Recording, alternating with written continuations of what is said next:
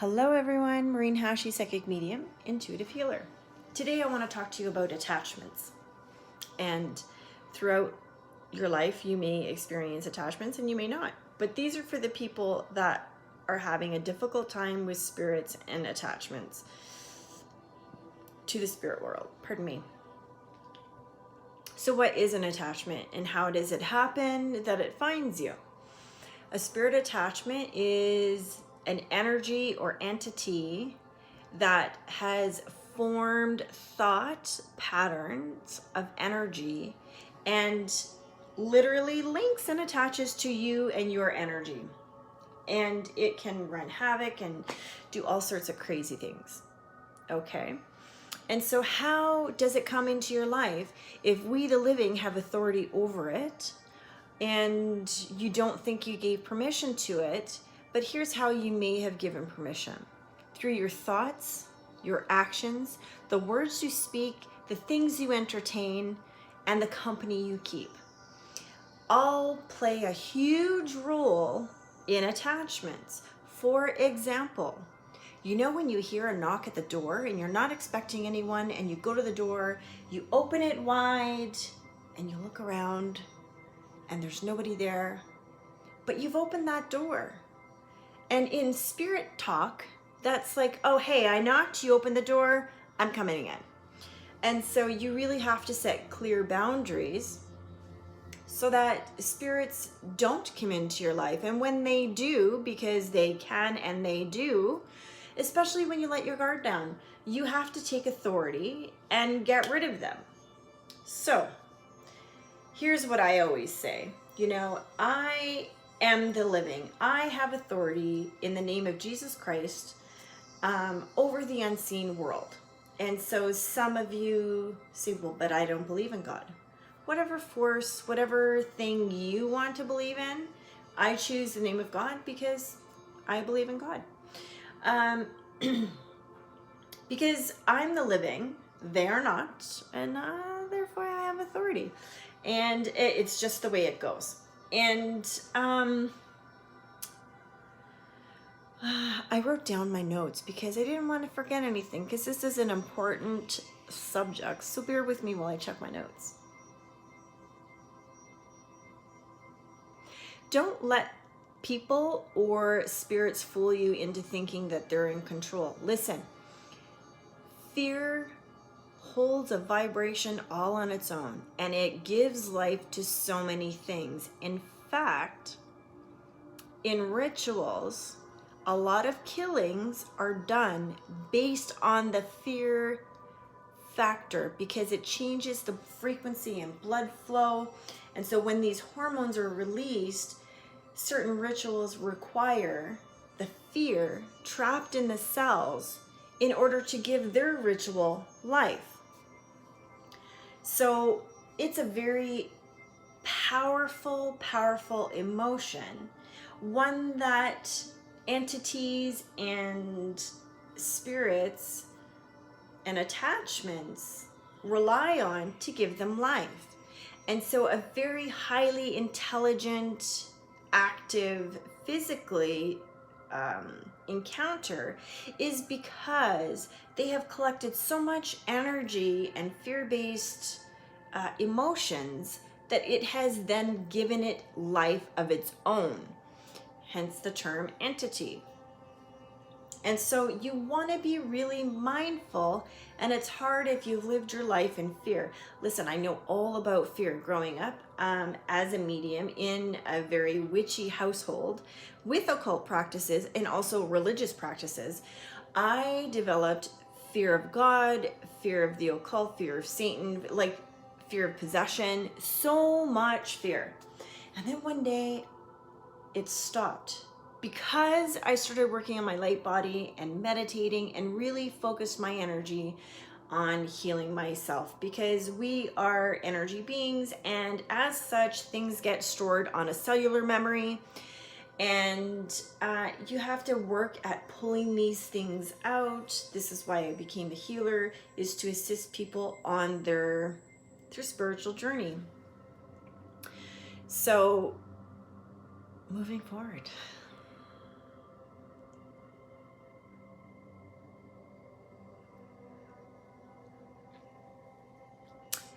Entities and spirits gain momentum, especially through acts of violence. So murder, rape, occult practices, it all gives them momentum to take on form.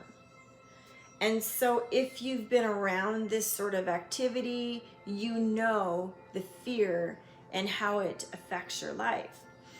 And anytime you partake in witchcraft, spells, Satanism, whatever it is, I don't care who wants to do what,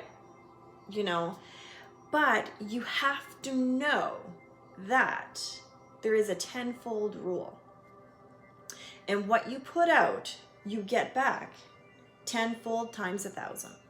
And the other really, really interesting thing is when you are practicing that type of lifestyle, you are infringing on another's free will for your own selfish gain. And so that has a cause and release. I don't like to say karma, but it is kind of a karma thing, because there's a lot of negative energy around the word karma. And, that's a whole other subject, so we won't get into that today. But I do want to say that you want to make good practices in this life. You want to be of light and love for the betterment of yourself, but humanity. You want to do good things for the world because you really genuinely care, not just about yourself. Listen, I want to experience good things too, but not at someone else's expense. I don't want to feel good because I've put you down or I've stepped on your shoulders to get somewhere. I want to love and support you and rise up with you together. That being said, there's also a common misconception that the darkness is bigger and more powerful than the light. Listen, when you claim anything, your space, in the name of God, it shifts and mutes the energy like that. But you have to believe it does. If you do not believe it does, then you will say to yourself, this didn't work and it's bigger and I pissed it off. It's because you don't believe. And so you have to believe in the authority invested in you by light and love, and that you are the living. And also thank goodness for peepholes nowadays. You can peek through the hole before you just open your door, to make sure that you're not allowing anything, that you're not welcoming in anything. This includes your thought practices, your speech practices, your internal dialogue of how you even speak to yourself. That is really, really important.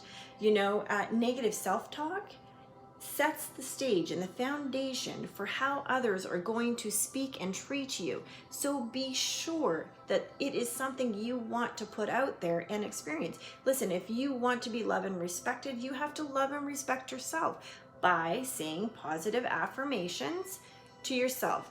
And it takes time to get there. It doesn't happen overnight because you didn't get here overnight. It's a lifetime of learned behavior that you need to change for yourself. Anyway.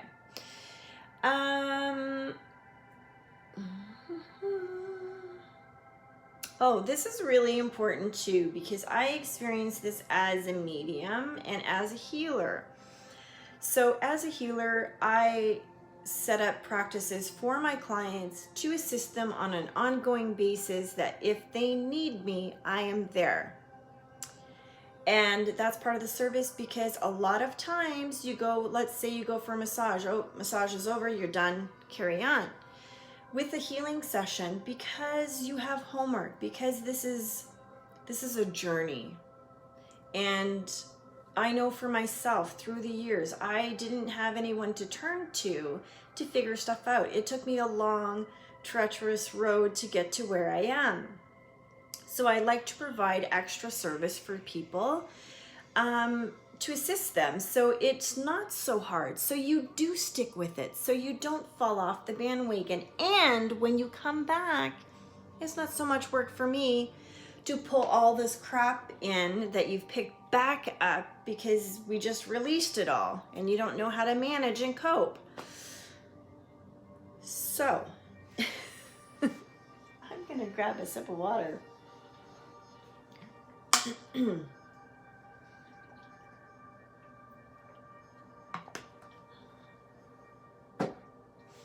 So this is why I offer extended services, and it's really important on your journey that you have patience and you dedicate the time to yourself, because you matter. You're worthy of such great things. We all are. And you are going to turn things around, but you first got to get rid of all these bloody attachments. And that really is, there is a lot of people that project their energy. So when I have a client and I do services for them and they leave, more times than not, I know when they're having an issue because their projected energy kind of just floods me, and I go, well, okay, what's happening? Sometimes I get what's happening, and sometimes I just go reach out to them, send them a boost, because I don't always need to know what's going on. Listen, it's your stuff to work through too. I can give you solutions, I can give you a toolbox, but you have to work the processes in order for you to make healthy, lasting, lifelong changes. So this is why it's really important to be mindful that not to project energy at people. And so when the thought comes of, oh, I'm so burdened down, help, help, or you go, Maryne, help, help. And then boom, it comes to me, which isn't a bad thing. I'm not telling my clients to stop doing it. It gets easier. You know, the whole point of energy work or healing sessions is to get to the point where you can do it yourself. This is why I'm giving you tools to work with so you can help yourself. And I'm not saying I have all the answers for you, but I do have a lot. But you know, the answers to all your questions do lie within, which is a really amazing thing that I've learned, because when you go within and you really tune into source energy and you listen to your intuition, life begins to change.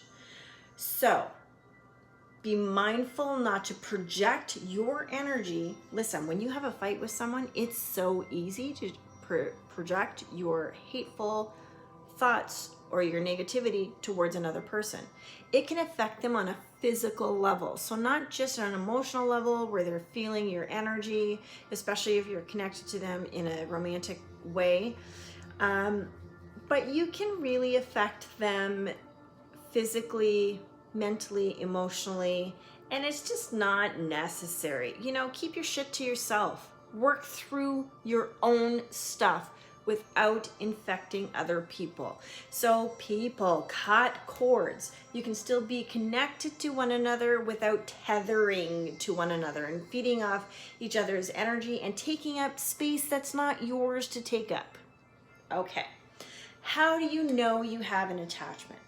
Well, you can have spurts of clumsiness, banging your head, you know, your knees, stubbing your toe, that sort of things, headaches, profound tiredness out of nowhere. You feel rest and then all of a sudden, boom, you're tired. And energy drains, mood swings, feeling that you have cravings that you don't normally crave, that are not your own. For example, drugs and alcohol. So if you have a sudden urge to get wasted, it might not be yours. Feelings of anger, fear, paranoia, and temperature changes. This is a really big thing too, is temperature changes. So it's not always because of your surroundings.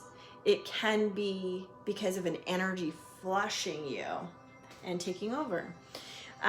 Irritation and impatience, just to name a few. There's tons. Also flu-like symptoms, that suddenly onset and leave within a few hours of one another. If it's lasting for days, then you might have the flu, it might be physical, but you can always tune in and ask your guides or go to a doctor. When I was younger, I used to go to the doctor a lot. I was like, oh my God, what is this? Oh, you're fine. Spirit. So in the beginning, till you're getting the hang of it, just in case it is physical, go to the doctor if you believe in doctors. And I think Western medicine has a place for sure, because there are tons of amazing doctors that do believe in healing, both spiritually and physically. So that being said, meditate. Be mindful what you put out there and what you give your attention to. Don't welcome in spirits into your life. And when you do, get rid of it. How do you get rid of it? Meditation. Saying no and giving it a directive. Get out of my house. You're not welcome here. You're not welcome in my life. I cancel your assignment. And open the door. You don't have to have a bunch of fancy tools. You don't have to smudge. It works. I smudge because I like to smudge. I like the smell, and it makes me feel happy to do a physical thing. Get holy water, smudge sprays, whatever you think works for you, do that. And pay attention to your intuition, because your intuition is always gonna tell you what's going on. That being said, have a great day. If you want to reach me, you can go to my website, MaryneHachey.com. Have a great day.